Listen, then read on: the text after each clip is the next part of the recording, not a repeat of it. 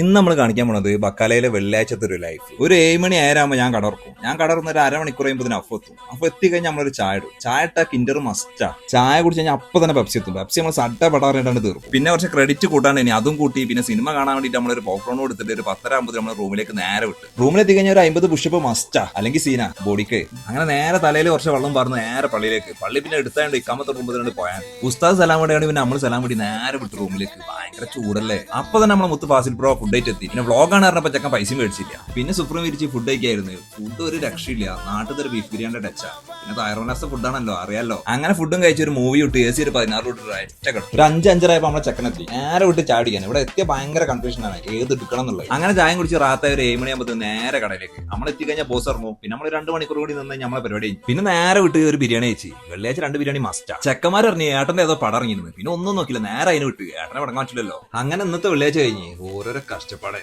ഞാൻ ഇന്നും ഗൾഫിലാണളിയാ.